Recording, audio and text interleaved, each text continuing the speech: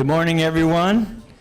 We welcome Tony Stewart, driver of the Stewart Haas Racing's number 14 Always a Racer Mobile One Chevrolet SS this morning. Stewart will be making its 618th NASCAR Sprint Cup Series start this weekend. He's obviously been one of the greatest drivers in NASCAR Sprint Cup history. He is, of course, a three-time Sprint Cup Series champion, which ties him for third most in series history with NASCAR Hall of Famers Lee Petty, Darrell Waltrip, Cale Yarborough, and David Pearson. He has won 49 Sprint Cup Series races, and he will be gunning for number 50 this Sunday. So we will open it up for questions. Starting with Mr. Bob Pockras, and we'll then go to Holly, and then back to Greg. Good morning. Bob Pockras, ESPN. When did you see the car, and was there anything that you particularly like about the scheme on it? I saw it on, I guess it would have been Wednesday, and loved it. I mean, it's the thing I liked most about it's all the employees at Stewart Haas Racing's signatures are on it, and that means a bunch to me. So it was pretty cool to see, and it's going to be pretty fun to run that car this weekend. Okay, we'll go to Holly and then Alan. Has anything kind of tugged at you or gotten you so far this week? Have you been surprised maybe by somebody that reached out either to you or in the media, or has there been any sort of element of this is pretty cool and on a sentimental level? I guess I'll get to that, but the first part you said kind of struck a nerve because somebody reached out and touched me yesterday and stole my cell phone out of my pocket. So, I was like, well, that kind of brought it right back to my mind. So. Yeah, it's been a hell of a start to the weekend to get your phone stolen, but no, it's been, that was probably the biggest thing that was disappointing last night when I realized my phone was stolen was the fact that was in the process of answering text messages from people. I got a flood of text messages yesterday, and I think I'm going to have a phone by tomorrow, so I'm sure when I turn it on, it's going to be absolutely crazy when I turn it back on, but it's been neat. It's people I haven't talked to for a long time, people that are friends that I haven't seen or heard of from a long time reached out this week, and it's been pretty cool. All right, we'll go Nothing with in particular that really struck a nerve, but it's just it's just the overall support from everybody was really awesome. All right, we'll go to Alan Cavanna, to Claire B, and then back to Greg Engel. Alan Cavanna, Fox Sports, right here in the middle. There's going to be a lot of pieces written, a lot of TV pieces that use the word legacy. Does that matter to you?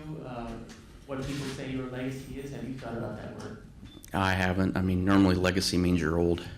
You've been around for a long time, so it's just been fun. It's been a fun 18 years, and not every part of it's been fun. And I've made your guys' life hell at certain points during my 18-year run here, but. The thing that I think at the end of it, I've always said what was on my mind, whether it was popular or unpopular. I always fought for what I believed in, whether it was safety for other drivers or something etiquette that was going on the racetrack or whatever. I always fought for what I believed in, and at the end of the day, I can sleep all right knowing that that's why I did it. It wasn't because I was trying to be a jerk or something like that. I just always spoke my mind and fought for what I believed in. So. It's been a lot of fun. It's the great thing is I'm not really going anywhere. And in the big picture, what's changing isn't in my big picture. It's not really a huge change because 90% of the stuff that I'm already doing, I'm still going to continue to do. It's a big part, obviously, in the racing world. It's a big change, but for me, it's not going to be that big of a change. So, I just look at it like it's halftime of a ball game, in all honesty. This is the end of the first half, and then the next season we start the second half, and it's going to be just as much fun, if not more fun, than this first half was. So, I'm excited about, finishing this chapter, but I'm really excited about starting the next chapter next year. All right, we'll go to Claire B, Greg, and then Jeff Gluck.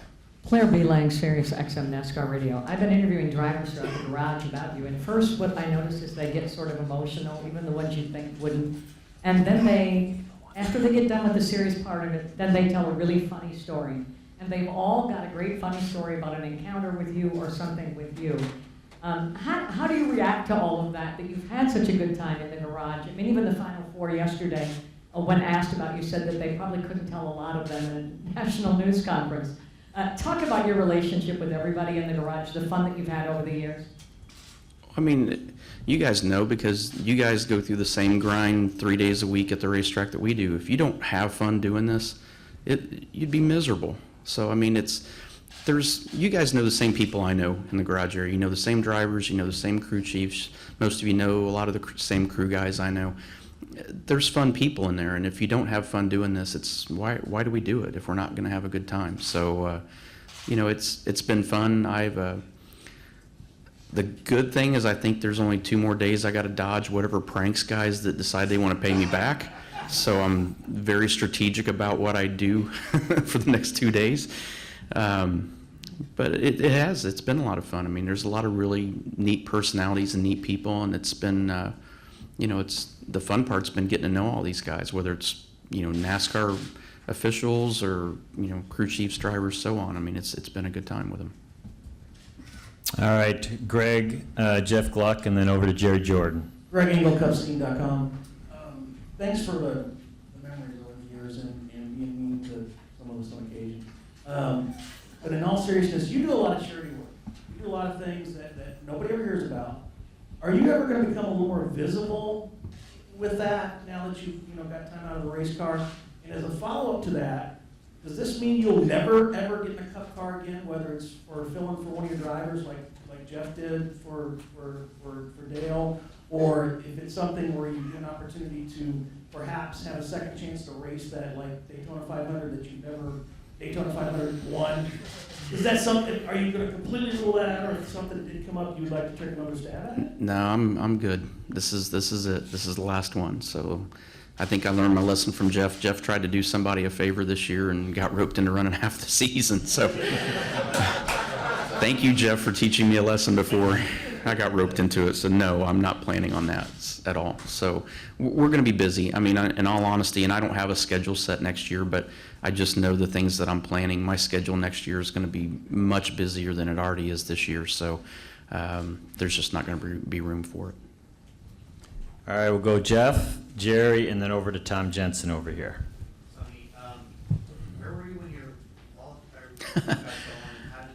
When did you arrive? My girlfriend and I, we were actually on our way Wednesday night to Miami, the hotel we were staying there because we had the owners meeting yesterday, and we saw some carnival deal, and you know, so we stopped and it was about to close, but we went back to it last night on our way back to here, and we were just getting ready to leave, and I realized it wasn't in my pocket. I had her phone, my phone, a couple other things that I was holding for her, and when I was checking to see where it was at, it was not there anymore, and we'd bumped into some people right before that, and I'm fairly certain that's when it decided it went a different direction. But it was kind of fun because they have that Find My iPhone app, and we went chasing people forever trying to find it until we realized they were in the parking lot and they got in the car and they were gone. So I hit block on it and deleted it, and now I got to get a new phone. So, which is devastating. I do everything off of my cell phone. I mean, my life is on that cell phone. So I start my life over tomorrow. All right, we'll go Jerry, Tom Jensen, and back over to Jordan. What are you going to miss most about being in the Sprint Cup Series, and what are you going to miss the least about here in this series in NASCAR? I don't know that I'm really going to really miss anything, because I'm still going to get, the great thing is I still get to see the people and be around the people, and that's probably the best part of the whole deal. And I'm still going to be around the sport. I'm still going to be active. I mean, if you don't think being an owner is competitive, I can show you a bunch of different cases where it's competitive being an owner. So that part's, that part of it's not going to change. So I'm really not going. I don't think I'm going to miss a lot. The thing that I'm not going to miss is 9 a.m. practices on Saturday morning.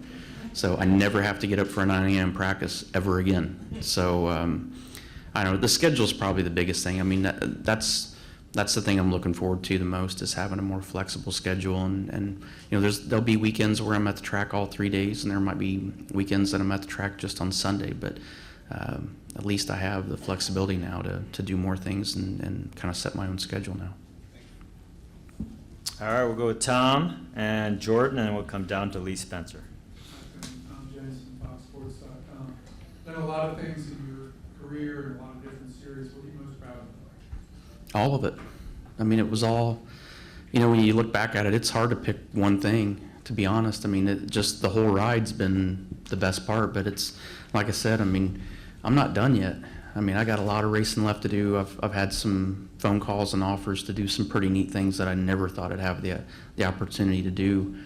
Now that I have more time, it's opened up some opportunities. So, you know, I think it's kind of a chapter. That part of it's still open. It's not done yet. And I think everything we've done to this point, though, is, in the big picture, every bit of it's been. There hasn't been any part of my career I didn't enjoy. You know, there's things about everything that I've done that I liked more than others and disliked more than others. But as a whole, I mean, I've enjoyed everything I've done and the road that I've taken to get here. All right, over to Jordan, then Lee, and then we'll go to Al Pierce. Or beyond the SB Nation. Tony, last year Jeff had quite a contingent here for his last race. Lewis Hamilton and Martin Brady. Who's going to be a part of your going away party this weekend? Eddie and Drew and Mike, wherever Mike went. Anybody special coming in that for make it horrendous? Eddie and Drew and Mike. They're pretty, I don't know if you know this, they're pretty special. I mean, Eddie back there, I mean, that man's been through every battle and war with me. I mean, he's probably been the biggest father figure I've ever had in my life, and I think that's pretty special just to have him here, let alone, you know, Mike, who's been through 17 years with me. Gooch, my bus driver, who's been with me for almost 20 years now. I mean, those are the people that I'm excited to share this weekend with. It's not one-off friends that come here and there and are hanging out for the weekend. It's the people that every day, week in and week out, have been through this journey with me. All right, I like your jacket, by the way. What shade of pink is that? Salmon? Okay, sorry, thank you. I'm much bigger than you are, by the way. You'll have to give me a larger one. So. All right, we'll go Lee, Al, and then over to Joseph Welkin. Lee Spencer, Motorsport.com. Do you have any regrets whatsoever from the time that you started out with Vernier and Gibbs and up to today as far as NASCAR goes? And then could you tell us what you think is like your pinnacle of what you did through the course of your career in NASCAR? I don't remember the first part you said. You know, I think there's always points in everybody's life you wish you'd have done something a little bit different. I mean, and I've had a lot of those moments for sure that if I could go back and redo it, I would love to do it over again. But I think how everything shook out at the end, I mean, I'm pretty proud of that and happy about it. But all right, tell me the second part again now. I'm still trying to find my cell phone, damn it. I can't focus on anything. I've been up all night trying to figure out how to get this thing. So. Great feels for you, this at home. But anyway, can you talk about what your biggest accomplishment, what you feel is your biggest accomplishment? In NASCAR, Yes, please. I still feel like it was winning that first Brickyard 400. I mean, I don't know how I'd say that's probably top of the list, and I think this race in 2011, I don't know how you could top that either. I mean, those two I would say have to stand out more than anything. So why you wanted Carl's helmet? So I'm getting 25 helmets from guys this weekend. It just happened that, I mean, that shows you how thoughtful Carl was. He could have picked any helmet that he wanted to give me, but he gave me the one that we raced the 2011 championship with, that he ran second to us. That's the helmet he gave me, which is, I mean, I think that's a huge honor. I think that shows Carl's character and how thoughtful of a person he really is.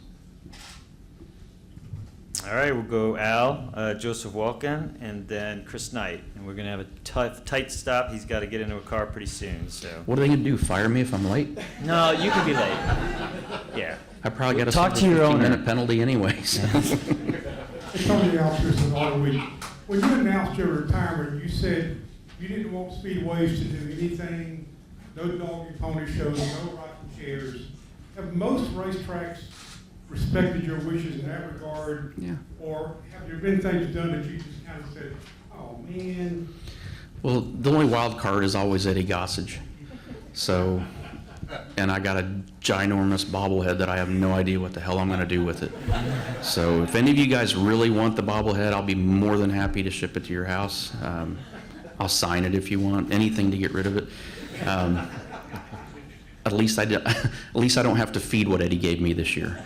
So, yeah, everybody's been good. I mean, a lot of it's been compared, obviously, with what Jeff did last year, and we have different personalities and different likes and dislikes, and I just want to be another driver this year. I mean, it's my last year, but at the same time, if I was just totally walking away from the series and never going to be here again, it might be a little different. But like I said, I don't really feel like it's going to be. I'm going to be here a lot next year harassing everybody, so I didn't need all that. All right, we'll go with Joseph, Chris Knight, and Jonathan Merriman. Just Welcome from Stretch.com. As several other major NASCAR owners who get older and will begin to retire eventually, what have you learned from them that's helped you in ownership roles? You got to remember, I drove for Joe Gibbs for 12 years total. I mean, 10 in the Cup Series. I mean, if it weren't for that, I don't think I ever would have been a race car owner. I don't think I ever would have been a track owner. And I damn sure wouldn't have even remotely entertained the idea of being an owner at the Cup level.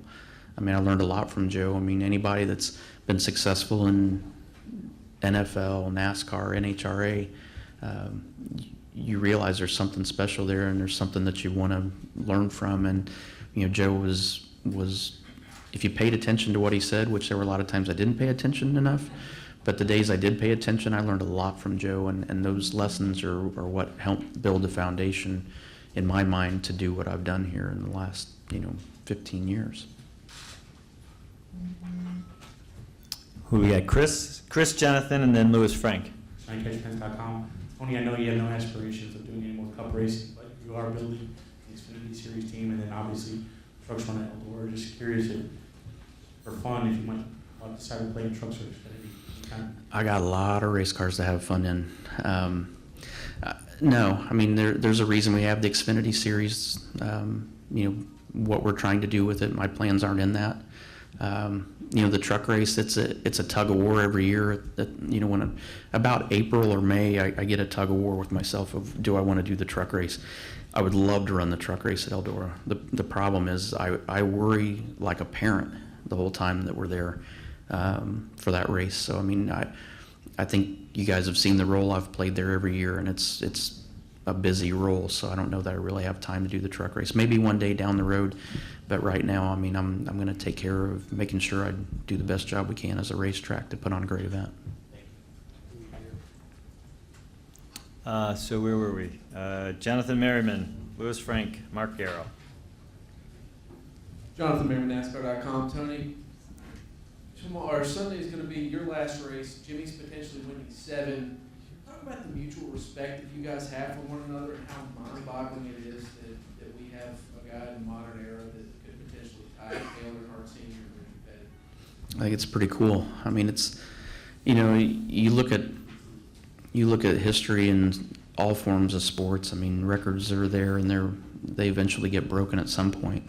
And to have the opportunity to race in a race that might put Jimmy in that elite category is pretty cool, with it being my last. But, Jimmy and I have a great respect for each other. We always have, always will. And it's been a friendship that's kind of been behind the scenes away from everybody. But, I mean, we just have a lot of respect for each other and appreciate each other. Lewis, Mark, and then Jim Utter. Lewis Frank of Reuters. Yesterday, Jimmy Johnson told us about a flight on your airplane. And you fed your dog steak and him hamburgers and you hamburgers. How do you come to feed your dog steak and you guys hamburgers? Easy. I like my dog. I like my dog more than I like people, so they get better.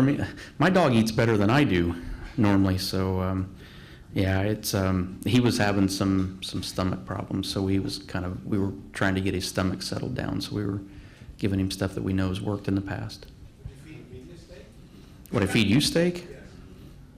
I mean, if it's left over from a restaurant last night that I can get, I mean, there's a lot of you guys. I mean, I'm on fixed income next year, so I mean, feeding all you guys steak is going to be a little rough. But yeah, yes, I would buy you steak for sure. Yeah, we'll go. You're not going to get the big one. You're going to get the petite fillet. It's about $5 cheaper. So. All right, Mark Arrow and then Jim Utter. Mark Garrell, PRN. Tony, you've done so much in your career. You've got the championships, the Brickyard win, a lot of stuff there accomplished. Anything missing from the resume that bothers you? Well, I mean, I'd be lying if I said I wasn't disappointed that I hadn't won a Daytona 500, a Southern 500, and most of all an Indy 500. But I look at it and I look at where I was when I was 15 years old and 18 years old. I never even thought I'd get a chance to race those 3 races, let alone in all 3 of them have opportunities to have won the race. So, you know, in the perfect world, yeah, I'd love to have been able to cross those 3 off the list, but it's at the same time I look in the big picture and go, you know what, it was pretty damn cool just to have the opportunity to go there and race those races. All right, we'll go to Jim Utter and wrap it up with Holly Kane. Jim Utter, motorsport.com. Over some of the comments you've said over the last couple of weeks, you mentioned how surprised you were to find out how much racing has consumed your life. Is there anything outside of racing that you thought about doing or pursuing, even if after what you plan to do is over with? The crazy thing is I wouldn't even know what to do. I mean, you guys know all the entities I have, and all of it revolves around racing. It's like I've never, since I was 8 years old, there's never been a thought in my mind about doing things outside of racing. I don't know what to do outside of racing, because that's what 24/7 my mind's consumed with in some capacity. A friend of mine asked me this week, they said, what's the first thing you're gonna do? I'm like, I don't know. I mean, all I can think of is I'm done the 16th of December is the last thing that I have to do for the calendar year, except for I leave the 27th to go to Tulsa, Oklahoma to work the Tulsa shootout for Emmett Hahn. I'm there for a week. I come home. I'm going to Talladega to the short track there for 3 days for their big race. And then the next day I go back to Tulsa for 7 days for the Chili Bowl. It's like, yeah, this is what retirement like. You know, like I said, it's busier, but anything that's non-racing related, I don't know. I really don't know what I'm going to do and what I want to do, but you know, I know there's other stuff outside of racing that I'll enjoy too. It's just a matter of figuring out what it is. Holly Kane, NASCAR.com. I feel like I have to ask you on behalf of everyone, how much will you miss coming into the media center and answering questions from all of us? If I truly thought it was the last time I would be coming to the media center, As a driver. it doesn't count. It doesn't matter how you come into here, it's still dealing with you guys. Doesn't matter what the capacity is.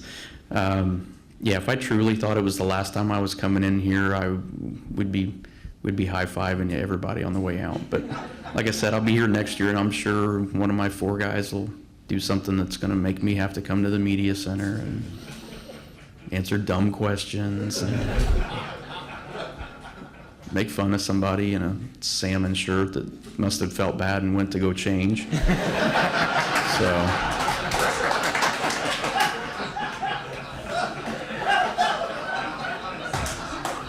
Obviously, by your laughter, you thought he should change too. So. All right. On that, thank you very much, Tony, for coming in. Appreciate it. Thank you, guys. I really appreciate everything, and I truly apologize for pissing a lot of you guys off most of the time. That's only a couple times was that actually my goal when I went into Media Center, was to truly make somebody mad, but for the most part, thank you guys for everything. It's been an awesome ride. Thank you.